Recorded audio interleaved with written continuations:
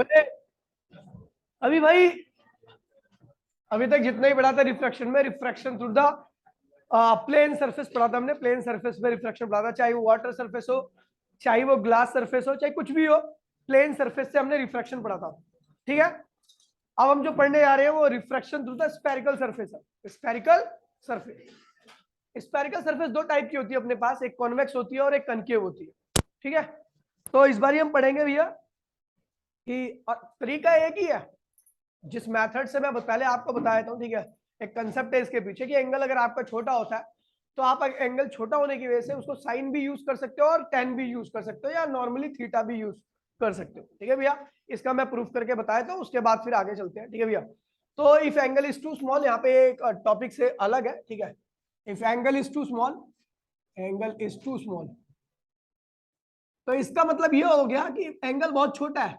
ये आर है, ये आर है, और ये क्या है भैया, ये एक्स मान लीजिए। क्या है ये, एक्स है।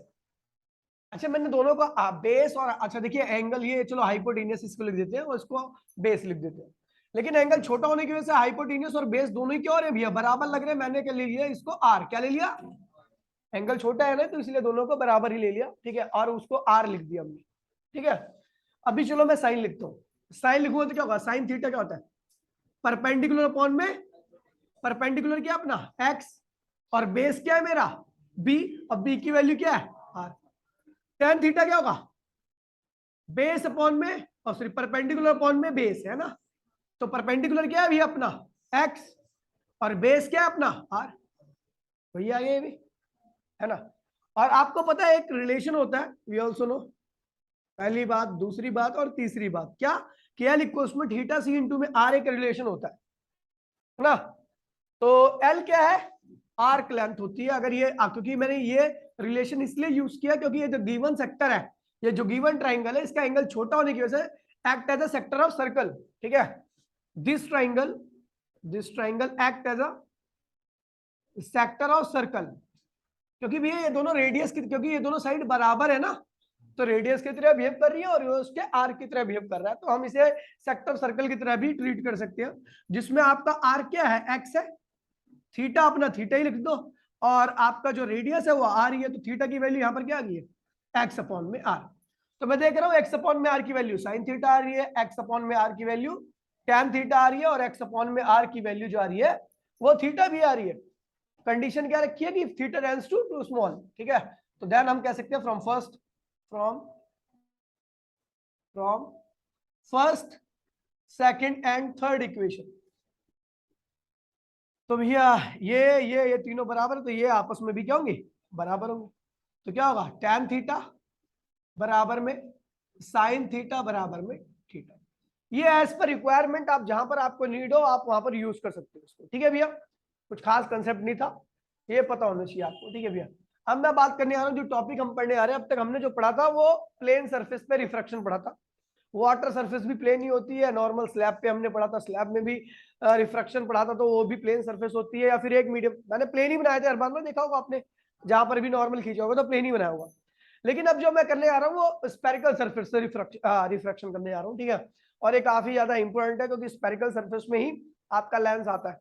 ठीक है, उसकी भी सरफेस कैसी होती है, स्पेरिकल होती है, या तो अंदर की तरफ या बाहर की तरफ। ठीक है, तो refraction through the spherical surface topic का नाम है अपना refraction through the spherical surface, है ना, spherical surface, refraction through the spherical surface. तो बात करता हूं भैया स्पेरिकल सरफेस की, तो स्पेरिकल सरफेस अपने पास दो टाइप की होती है। Type of spherical surface, type of spherical surface, surface अपने पास या तो ये क्या होगी, ये अंदर का मीडियम क्या है भैया, सॉलिड है, मान लीजिए सॉलिड है, तो ये होगी कॉन्वेक्स, और ये एयर है, इधर क्या है, तो इस तरह की सरफेस को हम कॉन्वेक्स रिफ्रैक्टिंग सरफेस कहेंगे, कॉन्वेक्स रिफ्रैक्टिंग सरफेस कहते हैं।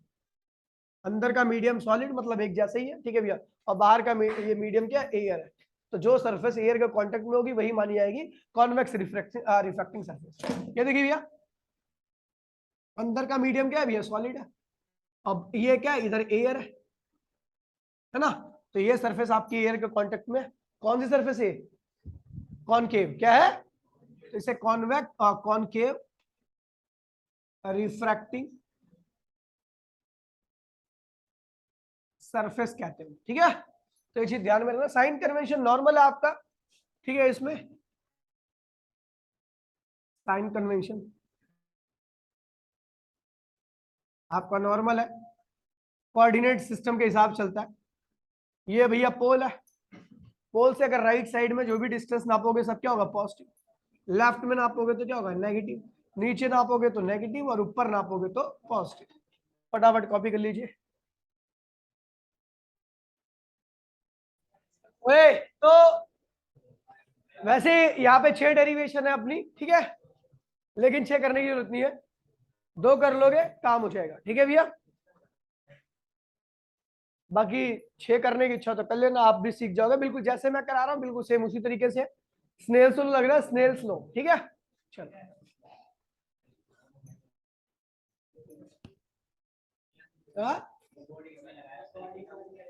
अबे रिकॉर्डिंग नहीं है ना वहां पे। देखिए भैया, पहला जो टॉपिक है अपना, रिफ्रैक्शन थ्रू दी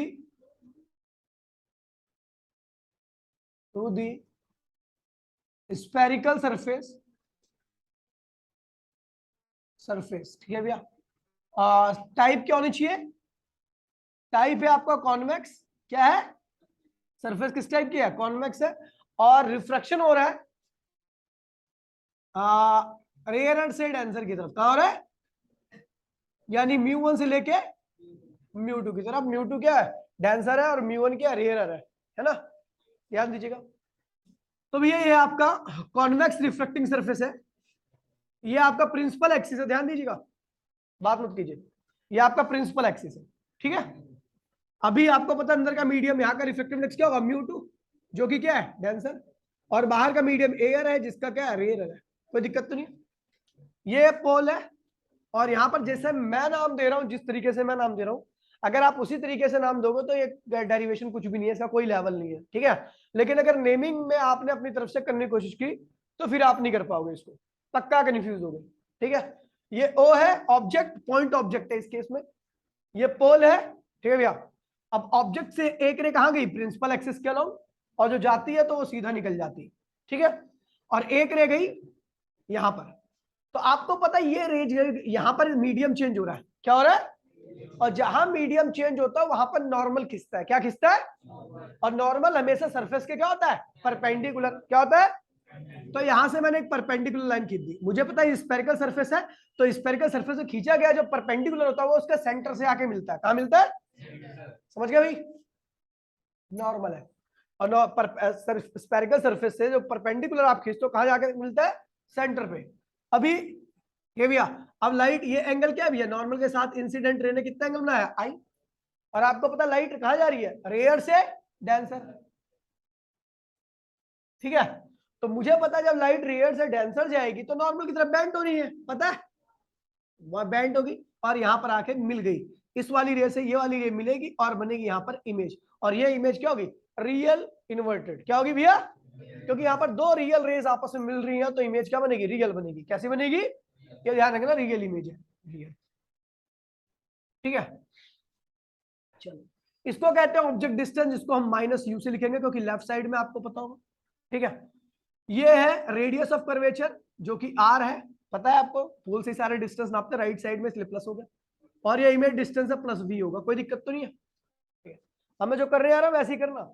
अब यहां से एक हमने क्या किया, एक परपेंडिकुलर लाइन खींच दी, ध्यान दीजिएगा, ठीक है, और इसको नाम दे दिया, ये P है, ये L है, और ये क्या है, M है, ध्यान दीजिएगा। M is very close to P, ये स्टेटमेंट लिखनी पड़ेगी मुझे, M is very close to, तो M से नापू या P से नापू डिस्टेंस क्या आएगा, सेम आएगा। मैं बोल रहा हूं M और P बहुत पास पास में है, तो चाहे कोई भी डिस्टेंस में M से नापू चाहे मैं P से नापू, आपकी दूरी क्या होगी, सेम रहेगी। चलो मैं M से ये C को नापता हूँ, वही दूरी लूंगा क्योंकि M बहुत क्लोज है, मैं ऐसे कहता हूँ ये उंगली इससे आप पीछे है, लेकिन अगर मैं देखूंगा ये बहुत क्लोज में है तो इससे नापा गया आपका डिस्टेंस क्या आएगा, बराबर ही आएगा लगभग, तो बिल्कुल सेम एम और पी क्या बहुत क्लोज में, यहाँ पे लिखना पड़ेगा here M is very close to, very very close to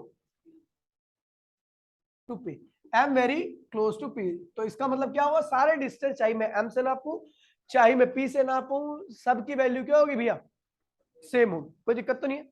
अब देखिए भैया यहां पर मैंने देख लिया ये एंगल क्या बनेगा, आर, क्या बनेगा आर, इस एंगल को आर कर दीजिए, आर ऐसे बना देते हैं, ठीक है। अब देखिए इस ऑब्जेक्ट के साथ और प्रिंसिपल एक्सिस के साथ जो एंगल बनता है, ऑब्जेक्ट से निकल रही रे और प्रिंसिपल एक्सिस के साथ जो एंगल बनता है वो अल्फा बनता है, क्या बनता है, और इमेज के साथ जो बनता है वो बीटा बनता है, और इसको हम गामा कहते हैं, क्या कहते हैं, आर और गामा में अंतर समझ लेना, बस ये थोड़ा बड़ा बनाऊंगा उसको छोटा बनाऊंगा, ठीक है, समझ गए भैया। डायग्राम आपका बनकर तैयार हो चुका है। अब देखो बड़ा भयानक सा डायग्राम लग रहा है, लेकिन अगर आप स्टेप्स को याद रखोगे तो डायग्राम कुछ भी नहीं है, ठीक है। सबसे पहले हमें करना क्या है, हमें करना है यहाँ पे ट्राइंगल का सिलेक्शन, दो ट्राइंगल लूंगा मैं यहाँ पे, एक लूंगा मेरे नाम के अकॉर्डिंग अगर करोगे तो ट्राइंगल लेने में कोई दिक्कत नहीं होगी, आपको पता लग जाएगा, नहीं अगर अपने हिसाब से नाम लोगे तो भैया फिर आप कंफ्यूज होगे। मैंने दो ट्राइंगल लिए और मुझे पता उन ट्राइंगल का नाम, एक का नाम होगा LIC और एक का नाम होगा LOC। ये तो ऐसे वर्ड है या ऐसे नाम है जो हमेशा आप लेते रहते हो, LIC और LOC। LOC मतलब लाइन ऑफ कंट्रोल, LIC मतलब लाइफ इंश्योरेंस कॉर्पोरेशन, है ना। तो भैया LIC मुझे पता दो ट्राइंगल लेने मेरे नाम के हिसाब से, ठीक है। तो मैं लेता हूं ट्राइंगल LOC ले रहा हूं। अब ट्राइंगल LO और C ले रहा हूं, ठीक है, LOC। LOC में गामा और अल्फा क्या है भैया, इंटीरियर एंगल है, और आई क्या है, एक्सटीरियर एंगल है। और आपको बता दूं दो इंटीरियर एंगल का सम एक एक्सटीरियर एंगल के सम के क्या होता है भैया, अरे बराबर होता है, सम नहीं बराबर होता है। तो भैया एक्सटीरियर एंगल क्या है यहाँ पर, इसमें आई है ना, और इंटीरियर क्या है भैया, अल्फा प्लस गामा। ये इसलिए मैंने कहा कि ये ट्राइंगल लेना है ऐसे। अब मैं अगले ट्राइंगल में क्या लेने वाला हूं, LIC, क्या लेने वाला हूं, LIC कौन सा ट्राइंगल है, LIC। LIC में आर और बीटा क्या है भैया, इंटीरियर है, और आपका गामा क्या है, तो गामा इक्वल्स टू में क्या होगा भैया, आर प्लस बीटा, ठीक है भैया। ये लिखने की आवश्यकता नहीं है क्योंकि दो इंटीरियर एंगल का सम एक एक्सटीरियर के बराबर होता है। तो यहाँ पर आर की वैल्यू क्या होगी अपनी, गामा माइनस, दोनों में अंतर समझना भैया, ठीक है, थोड़ा मेरे से ऐसा आर नहीं बनता, अब बन गया, चलो ठीक है, क्या ये समझ गया, ये आर है,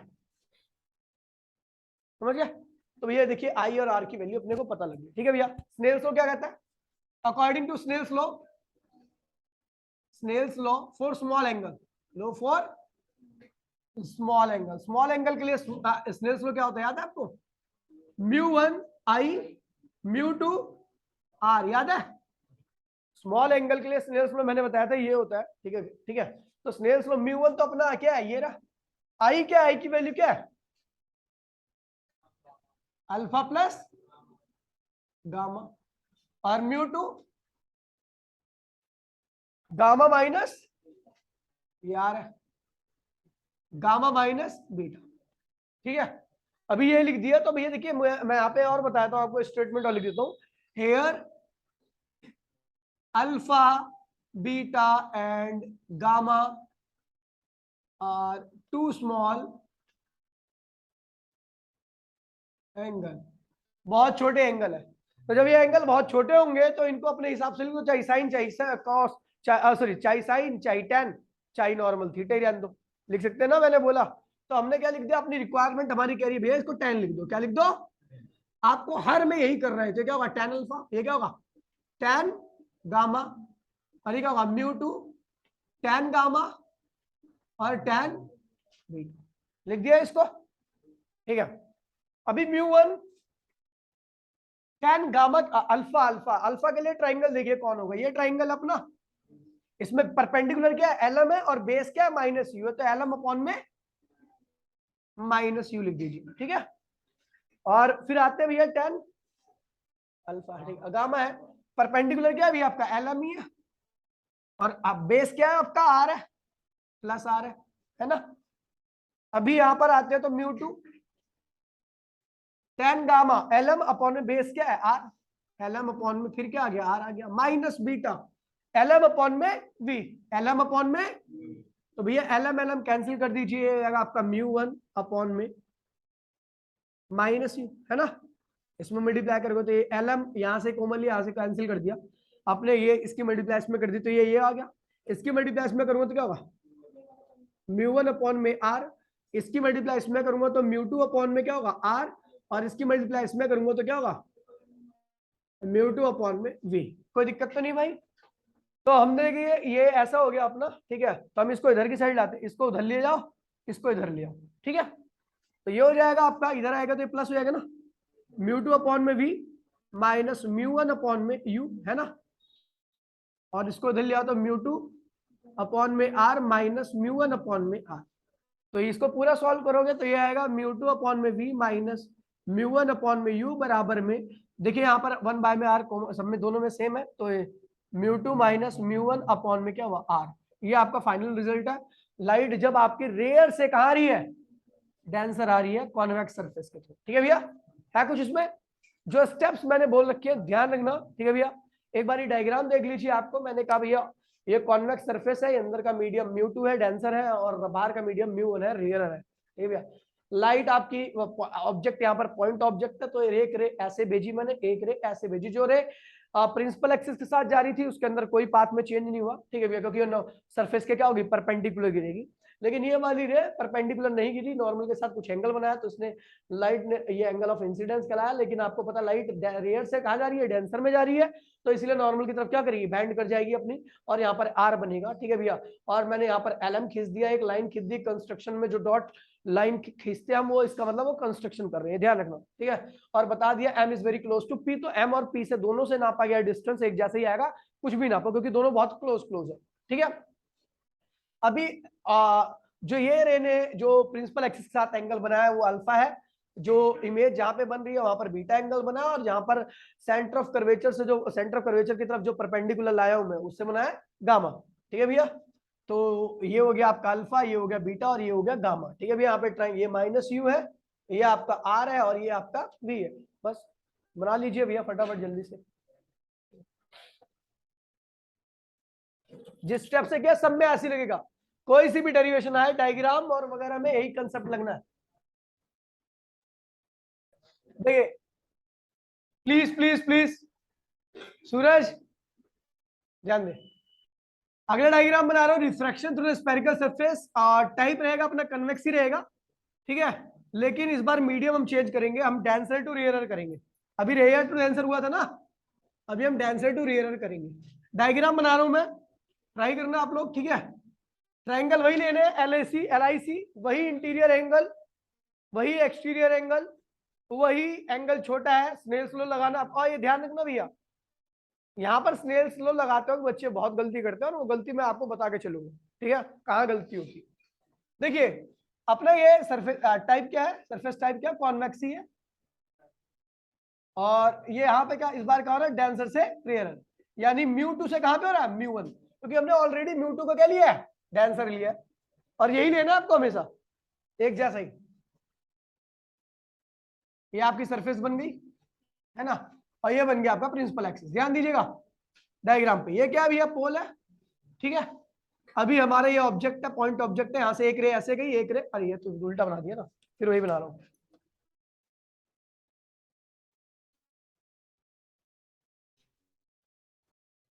ये रहा, इस बार ऑब्जेक्ट कहां पर है, यहां पर है, म्यू टू के अंदर, यानी डेंसर मीडियम के अंदर है ना। ओए एक रे ऐसे गई तो ऐसे सीधे निकल जाएगी, इसमें कोई दिक्कत नहीं है, और एक रे यहां से गई। अभी जहां पर दो मीडियम आपस में, यहां पर एयर आएगा जिसका रिफ्लेक्टिव इंडेक्स क्या म्यू वन है, ठीक है। और यहाँ पर डेंसर है, जब दो मीडियम चेंज होते तो वहां पर नॉर्मल खिंचता है, ठीक है। और ये यहां से मैंने नॉर्मल खींचा इस सरफेस के, और ये नॉर्मल क्या हुआ, कहां से आके मिलेगा, सेंटर ऑफ कर्वेचर से। कहां मिलेगा, ठीक है। थोड़ा गंदा सा बन गया डायग्राम, अब बन गया, ठीक है। ये सी है, यहां पर एक परपेंडिकुलर लाइन खींच दीजिए। नाम क्या दिया था ना आपको, LM, क्या दिया था, एल, ये एल ये था, एम ये था, और ये क्या था भैया, प्लीज था, ठीक है। और आपको पता है इस बार लाइट जो जा रही है वो कहां जा रही है, ये एंगल क्या हो गया, आई हो गया, क्या हो गया, और ये नॉर्मल है अपना। तो लाइट इस बार डेंसर से कहा जा रही है रेयर मीडियम में, और डेंसर से रेयर मीडियम में लाइट जो होती है वो नॉर्मल से दूर हट जाती है। तो इस बार अगर ऊपर जाएगी तो नॉर्मल के पास चली जाएगी, नीचे आएगी तो नॉर्मल से दूर हट जाएगी, यानी यहाँ पर ऐसे आएगी। ठीक है, ये एंगल, ये बन गई इमेज। इमेज क्या होगी, रियल ही होगी आपकी। और ये क्या हो गया भैया आपका आर, क्या हो गया, अभी हमने डायग्राम पूरा बन गया। यहाँ पर ऑब्जेक्ट के साथ क्या बनता है अल्फा, इमेज के साथ क्या बनता है बीटा, और यहाँ पर क्या बनेगा गामा। ठीक है, और यहाँ पर स्टेटमेंट में M is very close to